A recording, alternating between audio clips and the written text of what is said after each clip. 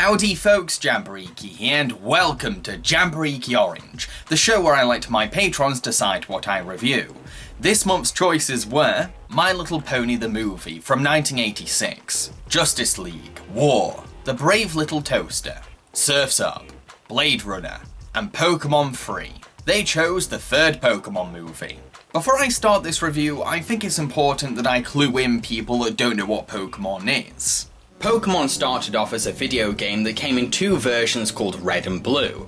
The video game is set in a world inhabited with fantastical monsters called Pokemon.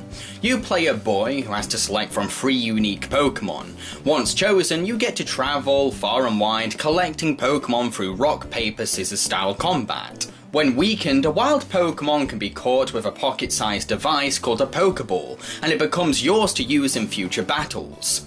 Your adventure is also spiced up with side quests, battles against other trainers, and many other exciting elements. Since Red and Blue, many other versions have been released, with exciting updates to each one. Pokemon has also expanded into a huge franchise made up of trading cards, toys, a TV show, and loads of movies. With all that said, let's review Pokemon Free: Spell of the Unknown. In Pokemon Free, a researcher called Spencer Hale is trying to uncover the mystery of the unknown, a rare type of Pokemon that likes to grant people's desires. However, while Spencer is exploring a ruin, the unknown whisk him away to their dimension, because clearly his dream was to meet the unknown. Hale's daughter Molly now learns that both her parents are missing, and she spirals into a grief over being a lonely child. After playing with some tiles left behind by her father, Molly releases the unknown, and they cater to her desire for having parents. How? First they present her with the illusion that the legendary Pokemon Entei is her father. Then, Entei hypnotizes a woman called Delia Ketchum into believing she's Molly's mother. The unknown also shelters Molly inside a protective crystal castle, and Entei does everything in his power to make the little girl happy. It's up to Delia's son, Ash, along with his friends Brock and Misty, to rescue Delia and find out what's happening. Now, I found the first 2 Pokemon movies to be pretty rubbish. You can find my reviews on them on my channel to know more about my opinions on them. Thankfully, this third entry actually has some effort, thought, and heart put into it, as if the filmmakers were given time to plot out something well-meaning and engaging. In this film, the stakes are really high for our hero Ash, as his own mother has been taken away from him and given to another child. This makes his mission to reach inside the castle very personal, as he has to rescue someone important to him and convince Molly that his mum isn't her real mother.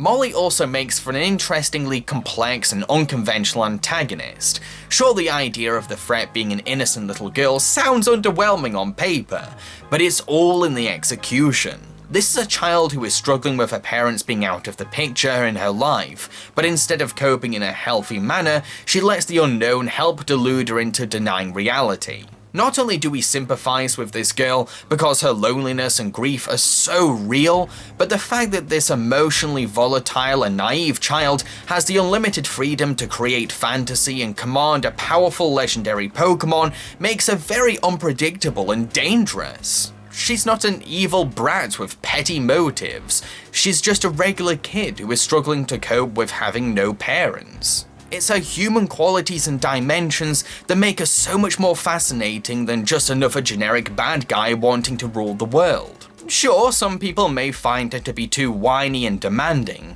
which I understand, but keep in mind, desperate bargaining is an actual stage of grief. You could even assume that she's going through post-traumatic stress disorder, considering how far she's going to compensate for a lack of family. The film also cleverly uses deep metaphorical imagery to help convey Molly's complicated feelings. From portraying the illusion of her father as the noble Entei, a Pokemon that Molly once compared her dad to having jagged crystals emerging from the ground to show Molly's defensive nature regarding her grief. It's really powerful storytelling that adds so much substance to the film. It's up to our heroes to help Molly come back to reality and let her know that everything will be alright. So yes, Ash, Misty and Brock do play a part in saving Molly from her fantasies. They're not just there to rescue Ash's mum. It's very moving seeing our protagonists doing their best to maturely solve this situation, respecting that this is a naive, innocent child who doesn't understand the trouble she's causing. Come with us, Molly. On the outside, the battles might be hard. But the friends are real. What do you say? The film also taps into another interesting subject: the consequences of doing anything at all possible to make someone happy. The unknown mean well, but will stop at nothing to please little Molly. At what costs though? What lengths will they go to cheer up this kid? The film brilliantly illustrates how unhealthy and harmful it can be to cater to someone to this length, by showing the consequences of Molly's fantasies, which include taking Ash's mother away from him, crystallizing an entire town, and forcing people to put their lives in danger to save Molly.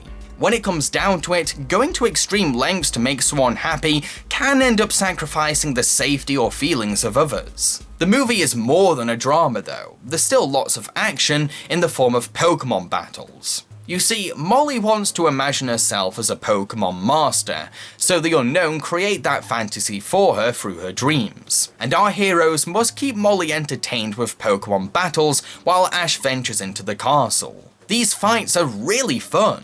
The theatrical production values mean that the battles are very kinetic and high octane, with lots of creative attacks and defenses. There's plenty of energy and presentation in these action set pieces. The setting of the Crystal Castle also makes for a very beautiful and imaginative backdrop for the film's story. Everything looks very enchanting and pretty, but there's also elements of threat and danger too. The castle really helps to give a unique atmosphere and visual identity to the film. In addition, there are times when our heroes must work against the protective magic of the castle, giving them chances to use their Pokemon to tactically break through. Usually, these characters, especially Ash, can be pretty stupid, but this film shows that our heroes are capable of being smart. Now, despite all my praises and gushes about this animated movie, I can't fully recommend it to everyone. You see, I can't say that it's entirely accessible to people outside the Pokemon fanbase. You do need to be somewhat familiar with the world of Pokemon and the human characters from the TV show, both of which, like any natural introduction or development in the film. The movie does throw you into the deep end, expecting you to be a Poke fanatic, already heavily attached to the franchise and up to date with the TV show. Even the action, which I just complimented for being awesome, will be less appreciated by those who are new to the dynamic of Pokemon battles. Because they've not really experienced what a Pokemon battle is like in the video games, they're going to feel as if these fights are just repetitious and boring. I'll also admit that you could criticize the Pokemon battles for feeling forced into the narrative. Molly's desire to become a Pokemon master after seeing Ash, Misty and Brock break into the castle does feel quite sudden and on the spot. Considering that up to this point, Molly has only really just cared about having a family. It's as if the filmmakers felt obligated to include Pokemon fighting each other, a staple of the franchise, just to please fans. Sure, fans will slide themselves comfortably into this movie because the filmmakers are pandering to them. But those going into it as an actual film will get a less satisfying experience. They'll have to rely a lot on second guessing or assumptions. Some things may not make sense to you unless you're a fan of the Pokemon franchise. Like the inclusion of the series' regular bad guys Team Rocket, who appear out of nowhere and do naff all for the most part. Sure, they help save Ash from falling at one point, but really, they're only in the movie to make fans feel happy to see familiar faces. Most of their scenes could have been easily cut out from the movie. There's also the subplot involving Ash's Charizard, who sees Ash in trouble on the news at the start of the film, then randomly turns up in the finale just in time to save Ash from plummeting to his possible death. In order for Charizard's random appearance to really mean something to you, you need to have seen a selection of particular Pokemon TV show episodes that follow the arc of Charizard and Ash's relationship. This is the inherent disadvantage of making a film for a niche crowd of people. Pokemon 3 only has the potential to be fully appreciated by hardcore Pokemon fans. And all power to those people for enjoying it. It's understandable that they'd get a lot out of it, because I did as a fan. But in good conscience, I can't say that I'm shocked or surprised that this movie isn't cherished by a wider audience, praised by critics, or featured in greatest animated films lists. It's very unreasonable for fans to expect widespread approval for this film, because it made the conscious decision to cater to a very specific cult audience. Which means that it's an inherently alienating movie for the mainstream public and professional critics. Which is a shame, because underneath all its fan service and pandering, this movie has so much substance to offer. It's a deep story about a little girl dealing with post-traumatic stress disorder after her parents are cut out of her life, as well as a young boy's quest to rescue his mother from a powerful fantastical force. It'd be great if more people could watch and appreciate Pokemon free, it really would. But it's a bit much to expect people to spend ages marathoning the Pokemon TV show and games just so that they can enjoy the movie as much as fans will. At the end of the day, the best films don't require that level of homework and stand alone as coherent, solid movies that build their world and characters within their own story's context. Maybe you will like this movie, despite not being a fan. But as a critic, I honestly can't promise that casual viewers outside the Pokemon fanbase will think that this is a good animated movie. I've been Jambareeqi and I hope you enjoyed this review. If you did, then feel free to subscribe to my channel because I make a lot of videos quite like this one. So, what am I going to be reviewing for the next episode of Jambareeqi Orange? Well, that's entirely up to my patrons, they'll be deciding.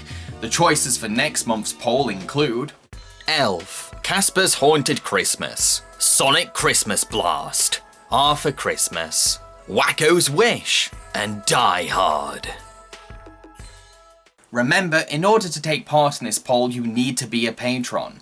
What is a patron? Don't worry, I'll explain. This is my Patreon. It's a site for my fans to make monthly donations to me. Those who donate are called patrons. The money I receive goes towards funding my videos and serves as a supportive income for me. Patrons can donate as much as they want each month and stop donating any time. All donations are greatly appreciated, and in return for their patronage, patrons are given exciting rewards, depending on how much they donate, including their names credited in my main show, access to exclusive videos, and the chance to decide a review on my channel. Once you become a patron, you'll be given access to the poll for the next episode of Jambareeqi Orange, which I've linked in the description box below. I'm very excited to find out which film I'll be reviewing next for my patrons. Cheerio, folks.